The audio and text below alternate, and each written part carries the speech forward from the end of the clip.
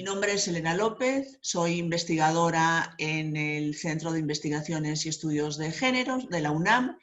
y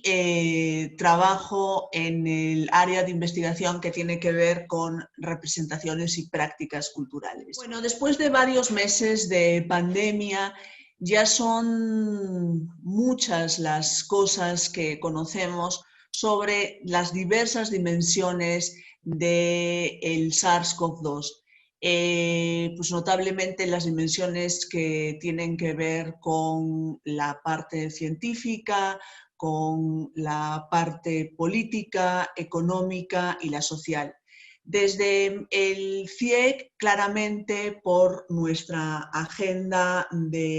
académica, trabajamos la parte social desde un vector muy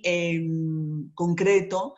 que es la relación entre COVID-19 y género. A estas alturas tenemos evidencia incontestable que el impacto del COVID-19 sobre las mujeres cis y trans es extraordinariamente negativo y que además se agrava cuando la condición de género se cruza con otros vectores sociales como son la raza,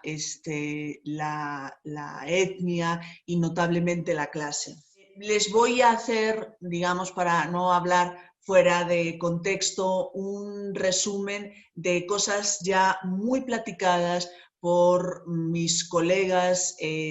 feministas desde distintos ámbitos, el activista y el académico. Esa síntesis sería que para las mujeres cis y trans se han intensificado exponencialmente los trabajos de cuidado en el ámbito doméstico por motivos del confinamiento, del encierro, de las limitaciones en la movilidad. Se ha aumentado también exponencialmente distintos rasgos de violencia contra las mujeres. Otros aspectos, el aumento de embarazos no deseados en adolescentes, problemas de salud mental y muchos otros. Y ya desde mi propio expertise, que como les decía es en términos muy generales la cultura y el feminismo, me gustaría reflexionar con ustedes alrededor de los aprendizajes o las enseñanzas que se pueden obtener de diversas dimensiones o ámbitos de la cultura o las culturas más bien feministas. Y habría muchísimo que decir, pero el tiempo es limitado, así que me voy a restringir a 4. En primer lugar, me gustaría hablarles de el discurso del ecofeminismo, que es una modulación antipatriarcal del movimiento ecologista. Bueno, el ecofeminismo lleva décadas, o sea, no lleva días, ni meses, ni años, no, lleva décadas diciendo que las epidemias zoonóticas, es decir, las que suponen un brinco del virus de un animal a un ser humano, tienen todo que ver con prácticas nocivas del capitalismo. Entonces, en la medida en la que pudiéramos reformular estas prácticas o de plano buscar alternativas a estas prácticas, pues creo que tendríamos una situación mucho más ventajosa. Las prácticas a las que me refiero son muchas,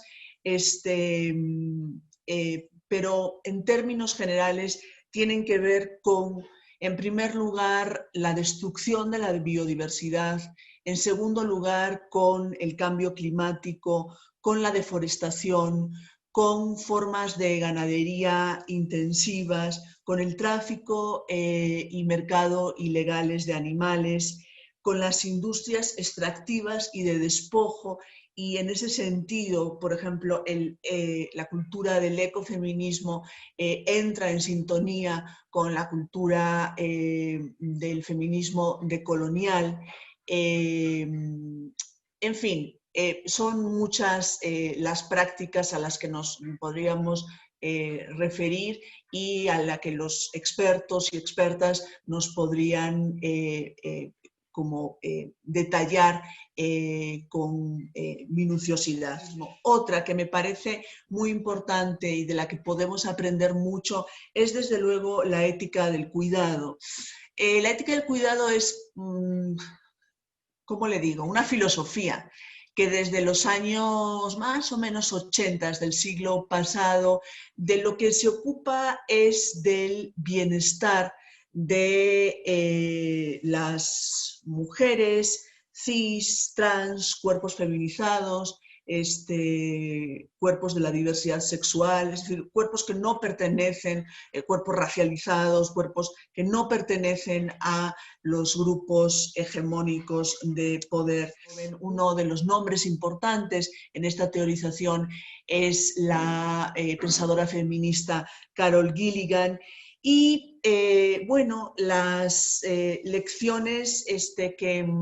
nos avanzan son temas como la corresponsabilidad en el hogar, el tema importantísimo del autocuidado. Las mujeres estamos socializadas en ponernos por detrás de los demás y en cuidar de todo el mundo. Entonces es muy importante que encontremos espacios para nosotras mismas, para nuestro propio bienestar. La demanda de la reconstrucción del llamado estado de bienestar, que es una fórmula que sigue a la Segunda Guerra Mundial, después de 1945,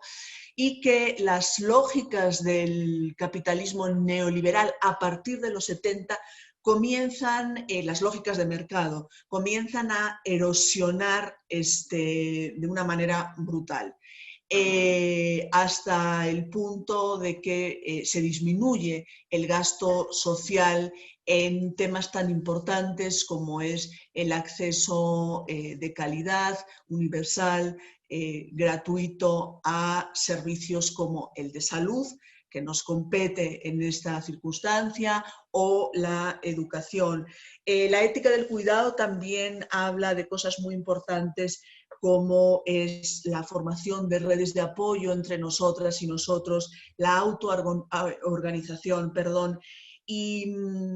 quiero recordar ahora algo que me importó mucho escuchar en el 27 Coloquio Internacional de Estudios de Género del CIEC, que en este año, en 2020, se llevó a cabo con la colaboración del Programa Interdisciplinar de Estudios de Género del Colegio de México, y en una de las mesas, una cineasta y artista visual oaxaqueña, Luna Marán, hablaba de prácticas o de alguna práctica en comunidades indígenas como es la comunalidad. Es decir, creo que el tema de la colectividad, de la organización conjunta y colectiva y social que responde a uno, creo que de los legados más perjudiciales de la modernidad, que es el individualismo, es un tema a recuperar. Y aquí aprovecho para decir que me parece que en la coyuntura en la que nos encontramos, lo que necesitamos son alianzas entre culturas, movimientos sociales, teorías críticas que comparten, no al 100%, pero que comparten imaginarios políticos importantes alrededor de intereses que nos son comunes. Y la comunalidad sería, yo insisto, la idea de bien común sería una de estas. Les he hablado de ecofeminismo, les he hablado de los aprendizajes desde la ética del cuidado, y me gustaría mencionar también los importantísimos aprendizajes de la llamada economía feminista, que lo que pretende es poner en valor la vida antes que el ánimo de lucro. Un tipo de economía que está a favor del bien común y de lo público, que está a favor de algo importantísimo, que es el conocimiento abierto, a favor, desde luego, de la solidaridad, y que en esta coyuntura,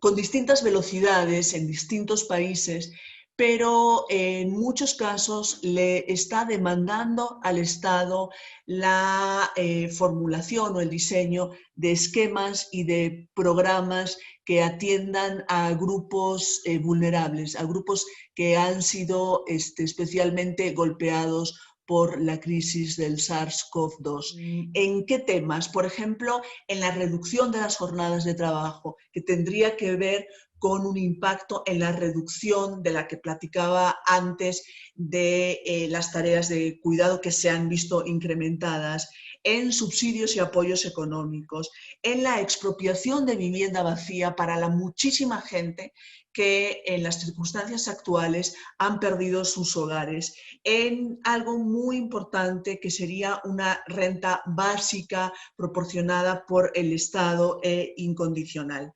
Me voy a centrar ahora muy brevemente en precisamente a lo que yo me dedico